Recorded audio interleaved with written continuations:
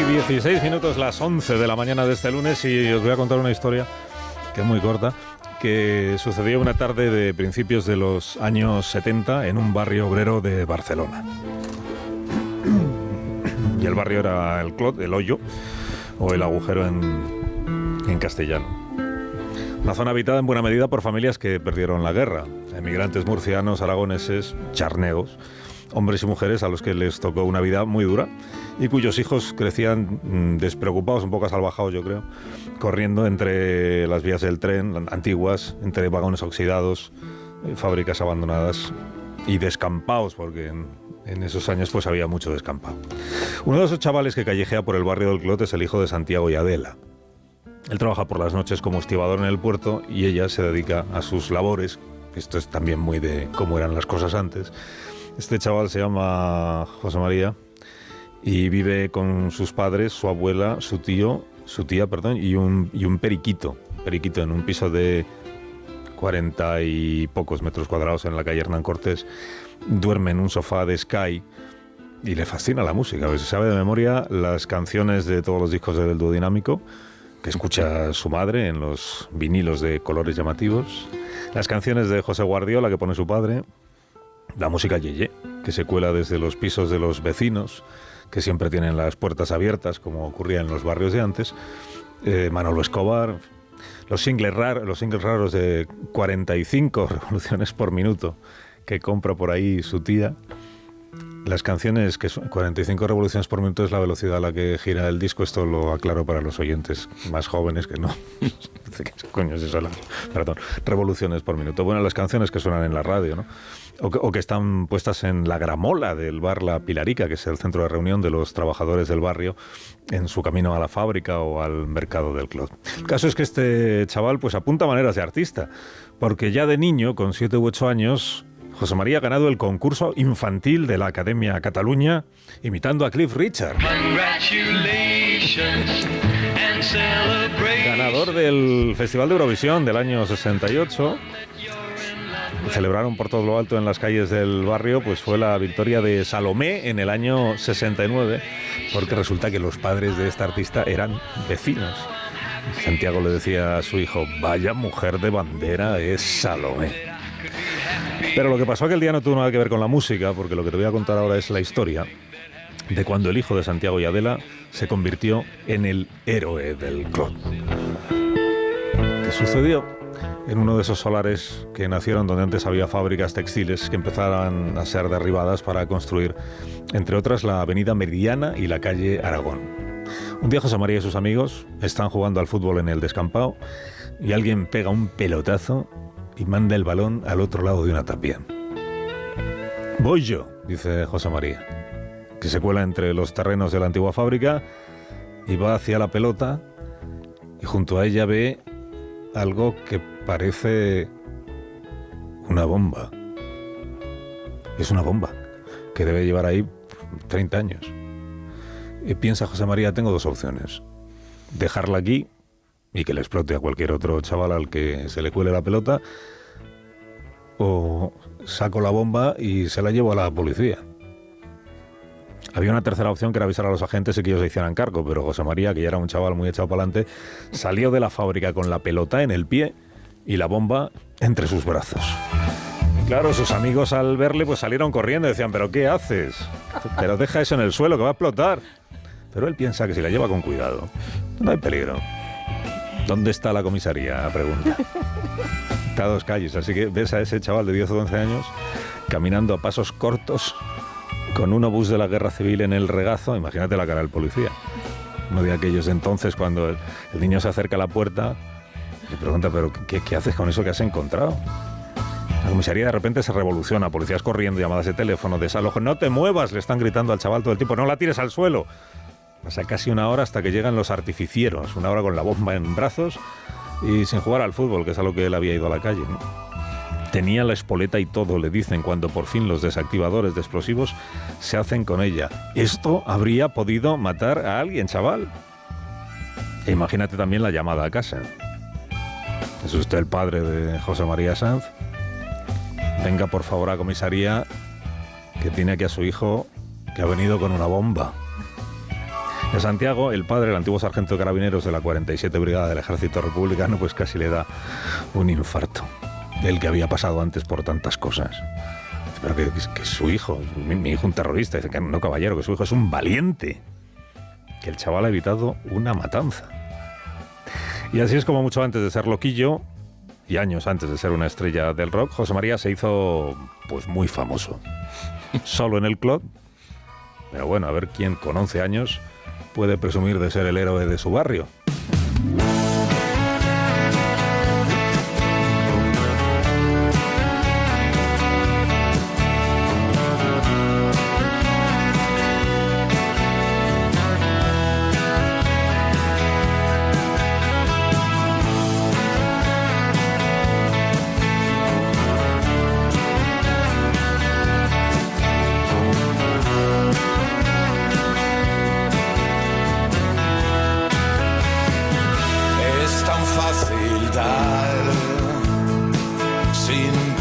En uno mismo, vayas a donde vayas, encontrarás espejismos.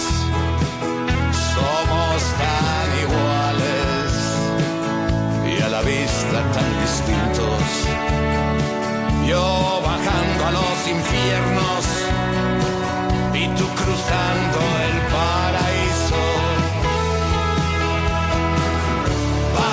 La vida que te lleva,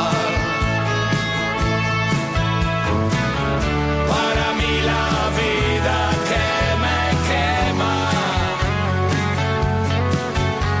Tenías tanto que aprender y yo tanto por demostrar, por un instante la eternidad. ¿Qué tal, loquillo? Buenos días. Buenos días, Carlos. Encantado de estar en tu programa como siempre. Como siempre. Me siento en mi casa, me siento muy cómodo. Y me ha encantado pues esta intro, que la voy a guardar, te lo digo muy en serio, pero para el resto de mi vida. A mí me inspira mucha ternura imaginarte con 11 años que ya serías alto, ¿no? Pues, sí, era una rara avis, sí. Era una rara avis. Es el más alto del grupo de amigos. Seguro. El más alto en todo siempre. En el colegio. Sí. Entonces estar allí en la comisaría con la bomba en la... Te has dejado una cosa, que es que mientras la hora que estuve con el cacharrito ahí encima, o sea, tenía al policía por detrás sujetando mis brazos, claro. Porque claro, aquello se iba a caer. Un montón. Entonces el hombre estaba mimetizado detrás mío con los brazos para que no se me cayera a mí, porque yo estaba además sudando, o sea, evidentemente no me di cuenta de lo que había hecho hasta que estaba a pocos metros de la comisaría, que empecé a notar el griterío de la gente, claro, porque mientras estaba en una nube. No. Entonces, yo siempre digo que fui mi entrada en el mundo del espectáculo. O sea, si entras así ya puedes con cualquier cosa. Fíjate que al final el miedo te lo genera ver la reacción que está ocurriendo a algo que tú has hecho. Sí. Y no lo que tú has hecho. No, porque lo tuve muy claro desde el primer momento. No, yo pensé que aquello tenía que llevarlo a la comisaría porque aquí no podía estar suelto ahí. Eso lo tuve muy claro. Después fue cuando realmente me di cuenta y sobre todo cuando vi a mi padre. Porque claro, no caí, que evidentemente eso le iba a remover pues todo su pasado y el miedo que tenía de que había sido luchador antifranquista y que entonces le llamaba a la policía, que iban a tomarle los datos, que iban a ver cuál había sido su pasado. Entonces, claro, ahí es donde yo, digamos, me acojoné porque tenía la sensación de haber metido a mi padre en un lío. Pero antes no. O sea, sobre todo cuando ya estaba en la comisaría, sí que aquello fueron momentos muy, muy heavies porque estabas rodeado de señores de uniforme, tú sudabas, todos te miraban con una cara, unos se iban, otros iban corriendo y otro te sujetaba. Entonces era una sensación muy, muy... Oye, ¿qué edad tenías tú cuando tu padre te dice sal del barrio, búscate la vida, crece por ahí?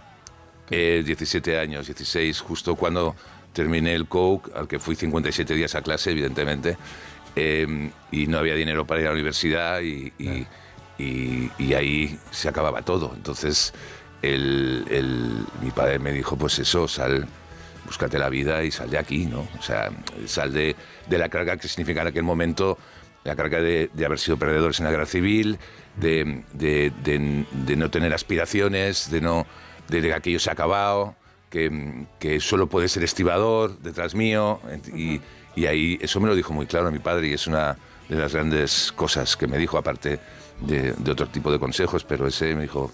Lo que no sabía mi padre es que yo acabaría siendo una estrella del rock, pero sí que me dijo, porque en aquel momento yo aspiraba a ser, digamos, un buen jugador de baloncesto en un equipo profesional, ¿no? Entonces, por la altura. Pero a nivel musical, pues había escrito en algunas revistas sobre música, había sido DJ y aspiraba a tener un programa de radio. Especializado en rock en alguna emisora. Eso era lo que más aspiraba. A ser un periodista musical no lo sé, pero a trabajar en la radio sí. Eso sí. ¿Y ya has perdido la aspiración? No, pero habiendo profesionales de tu talla, no me gustaría en absoluto pues poner en duda todo eso. O sea, será por horas. ¿Me entiendes, no? Pues fíjate que 40 y tantos años después de que tu padre te dijese búscate la vida por ahí, crece. Sí. Le preguntan en el diario El Mundo, le han preguntado a Cayo Sanz, que es el hijo de Loquillo, igual le conoces, buen chaval, ¿qué le preguntarías tú a Loquillo? Y entonces lo que él le pregunta es, ¿qué le diría Loquillo hoy a aquel chaval de 15, 16, 17 años? Qué buena pregunta, ¿eh? Este chaval promete como preguntador. Y lo que tú respondes es, lo que le dirías a ese crío es, lo hemos hecho, lo hemos conseguido. Sí, lo hemos hecho. Hemos cumplido el sueño por el que salí del barrio, que era poder hacer primero lo que quería, hacer música personal, a mi manera, recogiendo el legado de los músicos que vinieron antes, que fueron toda esa generación de los años 60, que pusieron esa semilla, aunque estaban censurados, no podían escribir lo que querían, pero desde el dúo dinámico, porque son barceloneses, desde el dúo dinámico, los Sirex, los Salvajes, los Lone Star, toda esa generación a la que yo admiro y que para mí mi padre me traía los discos de los Sirex a casa porque trabajaba con el hermano del cantante de los Sirex. Hasta ese punto está todo tan medido. Y por otro lado, en lo que es el tema del puerto de Barcelona, pues yo empecé mi trayectoria en un cabaret de las Ramblas con también hijo de un estibador. Entonces, al final pues se dedicó a otras tareas y yo me quedé en el cabaret, ¿no? Entonces, toda mi biografía tiene su qué. Y además, muchos firmarían por tener algo así. Entonces, por eso digo, no, lo hemos hecho, quizás porque creía muchísimo en lo que quería hacer y porque también es verdad, en aquel momento era un espacio que no existía. Entonces, ahora posiblemente sería imposible todo lo que estoy contando. Pero en aquel momento, ese espacio estaba vacío. Había que crear una nueva generación, una nueva manera de entender la música, una nueva manera de expresar. Y también era un momento en que tenías acceso a hacer radio, a escribir en fanzines o en revistas especializadas, porque eras joven y tenías mucho morro, y yo me presentaba en la radio como estabas tú, yo me presentaba, y yo me acuerdo, los locutores de la época, que yo me presentaba en la radio, ¿entiendes? Y decía, porque también me dedicaba a ser promocionero de compañías de discos, con lo que promocionando los discos conocía a los locutores, con lo que a su vez conseguía que de vez en cuando me invitasen a hablar de música. O sea que todo estaba ligado. O sea que si hubieras empezado hoy, estarías haciendo un podcast o sí, algo exactamente. así. Sí, lo tengo muy claro. Sería muchísimo más difícil. Yo creo que ocupamos un lugar que no existía. Eso también es cierto. Y unos puestos de trabajo que no existían. Así de fácil. Bueno, que Loquillo está aquí, primero porque le ha dado la gana. Siempre está invitado, y luego porque tiene nuevo disco, que a ver si al final no lo vamos a contar. Se llama Corazones Legendarios. Aquí tenemos encima de la mesa el vinilo. Bueno, sí. son dos vinilos dobles, son 4 caras. Y yo es que no lo había abierto del todo y me has dicho, espérate que te voy a enseñar el vinilo, que es el Picture Disc, que es como los del dúo dinámico. Sí, es que siempre... O sea, yo me acuerdo de mi madre que los coleccionaba. Son de colores. Son de colores. Cosa más bonita. Esto es capricho tuyo, ¿no? Sí. Sí, porque hacer, mira... cuando lo cuentas antes de hacerlo, ¿te entienden? Bueno, es que mis pajaradas son importantes. Yo empecé a hacer un disco hace 4 años o 5 sobre la poesía de Julio Martínez Mesanza, y cuando se editó me di cuenta que ya no se vendían discos. Entonces pensé, ¿y qué retorno vas a tener? Ninguno. Es bonito el arte, ¿no? ¿Qué es el arte? Morirse de hambre, ¿no? Pues sí. Es un poco... Esas cosas ocurren, pero... Inversión a fondo perdido. Siempre. Pero bueno, pero yo creo... es el capricho de... Sí, yo creo que hay que mantener ciertas formas y también dar a entender de que hay otras maneras de entender la música y entender la cultura y entender sobre todo educar, que es muy importante. La música es algo muy importante, salva almas. No se puede pensar que es algo efímero, es algo que generalmente cambia vidas. Y una canción es la banda sonora de momentos indescriptibles de tu vida, de tu juventud, incluso de tu adolescencia, pero sobre todo de tu edad adulta, que es cuando entiendes muchas cosas y a veces entiendes los significados de los discos que escuchaste cuando eras joven, que no entendías nada, pero que ahora lo pillas. En los discos que escuchaste, y a lo mejor hasta de algún disco que hiciste tú mismo. Sí, incluso, de eso hay bastante. Anda. Pero ¿cómo? No sé si lo hicimos con intención, pero aquí hay un mensaje. Sí, hay momentos muy divertidos. Yo recuerdo cuando en España, en el 85, la canción Chanel, Cocaína y Don Periñón fue número 1 en toda España y nadie nos dijo nada. Y nos dijeron que era número 1. Siempre pensamos que estábamos haciendo denuncia social. Pero después te vas a canciones que han sido muy importantes, como Feo, Fuerte y Formal. Sí. Y te planteas, ¿cuándo escribí esto? ¿Sabes? O sea que esto ocurre. Es mejor no pensar en ello. ¿Sabes? A veces en qué situación... Lo que sí que es cierto es que generalmente muchas de las letras a veces van por delante de la realidad que estás viviendo, que son premonitorias. Eso es verdad, eso es cierto. Sí. Rock and Roll Star, la primera canción que grabé, se llamaba así y era no premonitoria, es que a la primera la cara, ¿no? Ya lo estás diciendo, ¿no? O sea, es una canción del año 80. O sea, claro, pero así luego tú has criado la fama que has criado. La mítica. Claro. Es fácil. La mítica.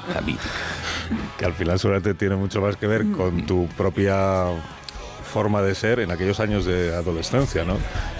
Que tú mismo has contado que eras muy para adentro, ¿no? Un chaval muy para adentro. Sí, bueno, crecí evidentemente en un silencio. Había el silencio que significaba pues toda la guerra civil, de todos los hijos de los perdedores, no había que contar nada. Pero crecí con el silencio también en casa porque mi padre dormía de día, porque trabajaba de noche, con lo que todo se hacía en silencio. Y crecí en un matriarcado absoluto, porque eran mi madre y mi tía las que me educaron, ¿no? Entonces, claro, jugaba solo, mis padres eran mayores y tenía muchos amigos fantasmas. Y, bueno, los fantasmas vinieron luego, como amigos, pero tenía los fantasmas de turno con los que jugaba. Entonces... era raro, claro que era raro y sigue siendo raro, naturalmente. Yo creo que ser raro es un orgullo, además. Ser distinto a los demás siempre está bien, porque para ser como los demás, como dice la frase, ya están los demás. Oye, que no hemos contado todavía a los oyentes que en este disco no cantas solo tú, sí, porque hay un montón de artistas que han querido colaborar contigo. La idea sí ha sido, yo venía de 2 discos de poesía contemporánea, que teatro... giras de teatro, intensidad, 18 personajes, estar cada día con una tensión absoluta, y yo quería decir, vale ya, o sea, pasar de la intensidad de teatro a hacer rock español otra vez, y se me ocurrió, ya sabes que amo el cine, ser un director de cine, contar mi vida a partir de mis canciones, guionizarlo y darle a cada artista o a cada actor su guión. Y busqué a los personajes adecuados, a los actores o actrices perfectos para cada una de mis canciones, y, exceptuando en el caso de Rafael, con quienes había tenido una relación, con quienes han versionado canciones mías, con quienes he trabajado duramente en carretera muchos años, con todos he tenido una relación. y he pasado cosas con ellos. O sea, no hay nada ficticio. El único es Rafael, con el que no había tenido trato. Y la elección de Rafael pues, fue porque la última canción de mi último disco de rock, Diario de una tregua, había una especie de canción que le pedía a Sabino Méndez que fuera un homenaje a la chanson, que es Voluntad de Bien, una canción muy Gilles Bécaud. Y pensé, cuando escuché que Rafael hacía un disco en homenaje a la canción francesa, es verdad. dije, esto le va de perlas. Y pensé, mira, voy a atreverme, como hacía con los locutores de radio, y se la voy a mostrar. Cabo de pocas semanas, su hijo llamó diciendo que estaba encantado, y cuando tuvo el incidente, que muchos pensaron que no llegaría a grabar la canción, yo dije, la va a grabar, ¿por qué? Porque es un grande. Y los grandes nos dejan las cosas a medias. Entonces, y ha sido con el único artista con el que, en principio, no había tenido ninguna conexión, porque sí, estábamos los dos en la compañía Hispavox, pero en ámbitos diferentes, entonces había coincidido alguna vez, pero no había una amistad, entonces o había un contacto, o no habíamos trabajado juntos. Y para mí es uno de los grandes momentos del disco, incluido pues el momento con Miguel Poveda, que también para mí es sensacional, que es además una persona que admiro mucho, o J de los Planetas, que de repente se le inventa una canción como Ritmo de Graje. Entonces, mira, sé que los oyentes están diciendo, pero ¿por qué no, Alsina, por qué no pone usted las canciones? Dale. Que si pongo las canciones no puedo hablar con José María. Entonces las canciones están en el disco, que ya se puede comprar, ¿no? Sí, ya se puede comprar. Entonces usted lo que tiene que hacer, que me está escuchando, es comprarlo. comprar el disco, disfrutar de todas las canciones, que las va a disfrutar, y así yo, es que me quedan 2 minutos. Sí, no, claro. Y si no escucho a José María. Que si esto fuera una película... Tú has hecho la película de tu vida con las canciones. Sí. Si esto fuera una película, tú habrías reunido aquí a los actores y actrices más importantes de los últimos 30, 40 años, de la historia del cine. Porque como es un disco, tú has mencionado a Rafael, pero aquí está Miguel Ríos, está Manolo García, está Iván Ferreiro, está Ismael Serra, está Alaska, está Carlos Agarra, Ramoncín, o sea, está... Dani Martín. Dani Martín, está Nacho Vegas, Poveda ya lo has mencionado tú, Los Secretos, ¿quién me queda? Coquemaya, Calamaro. Está Leiva, bien bonita la canción, ¿qué es esa? Rock and Roll Star. Sí, entonces, ¿te ha resultado fácil convencer a todos estos artistas? No, yo una de las cosas que más me ha gustado es que todos han entendido perfectamente que soy un sentimental. Y eso yo creo que es lo que ha motivado a muchos a estar en este disco y que está motivando a otros a querer estar en la segunda parte de este disco. Hay segunda parte. Sí, va a haber. Ah, vale. ¿Entiendes? Entonces... Hay segunda temporada. Sí, hay segunda temporada. Lo que sí que os puedo decir es que, bueno, cuando las canciones forman parte de la memoria emotiva de los españoles, pasa esto. Pero cuando además hay respeto al artista, pasa lo más importante, es que tú de repente... recibes una energía que tú no pensabas de gente que te parecía que no, que había una distancia tremenda y que eras antagonista. Entonces supongo que entienden mi pinta de ogro, pero por otro lado entienden también que soy un sentimental, pero me parece muy bien, o sea, yo soy muy fan, y lo he dicho muchas veces, soy un Frankenstein de todos los personajes que he conocido, ¿no? Entonces soy un poco de cada cosa, ¿no? Además hice de Frankenstein una vez, en el Festival de Cine de San Sebastián, en el cartel de cine de terror. ¿Ah, sí? Sí. Eso no, míratelo. Eso no me acuerdo. Doy el pego. Bueno, Loquillo, que muchas gracias por la visita. Y yo siempre he encantado de estar contigo. Se nos ha hecho corta la... Por eso, porque nos gusta la radio. Sí. Nos gusta la radio. Sí. Y sigo pensando que es el medio. Fíjate, siempre. Si no me gustara a mí, bueno, pero quería que yo todas las mañanas. Un día hablaremos de cómo hacías lo mismo que yo, de la vara al que estaba presentando y te colabas también, o esto lo hablaremos un día. Yo nunca he tenido coraje para hacer eso. Yo iba, bueno, otro día lo hablamos. Lo hablamos. Un día hablamos solo de la radio. De la radio, directamente. Es lo más bonito. ¿Y cómo era? Gracias, José María. Muchas gracias a todos vosotros, siempre, de verdad. Por la visita. Besos mil. 20 minutos llegamos a las Corazones Legendarios, se llama el disco, ya se lo puede usted comprar. En 20 minutos llegamos a las 12 de la mañana, una hora menos en Canarias. Enseguida recibimos a Rendules y Marlaska aquí en Territorio Negro. Ojalá aquella rubia me mire al